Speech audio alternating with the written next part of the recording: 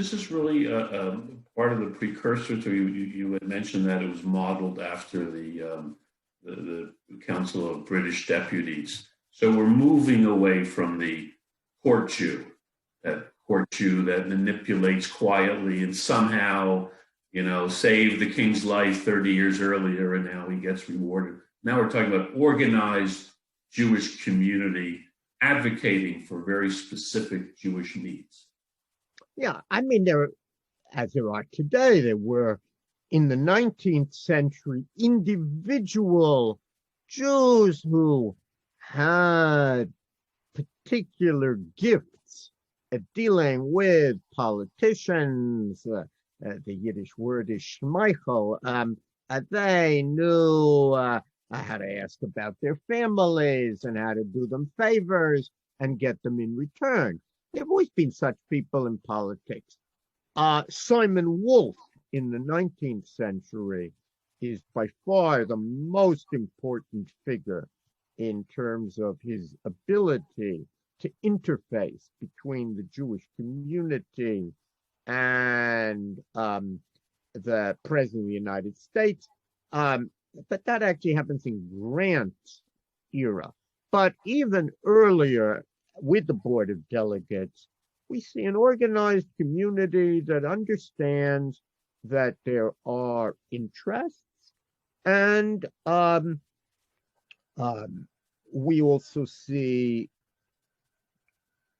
Jewish newspapers playing an immensely important role in unifying American Jewry and giving them a voice and organizing them. So, for example, there are actually hundreds, that is not an exaggeration, hundreds of letters on the chaplaincy matter that come into members of Congress and to Washington officials.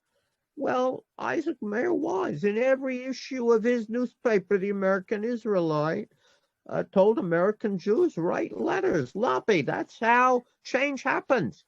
And clearly they did. Now, other people also wrote letters, but you can see how the press has really a political function. And all of those newspapers, the Occident, which is more orthodox, the American Israelite, more reformed, the Jewish Messenger in New York, and a couple of lesser-known West Coast papers, they're all founded beginning in the 1840s, and they have a national audience, and they use the power of the printing press to link Jews together. We suddenly have a community, not just individual Jewish communities, but a unified Jewish community.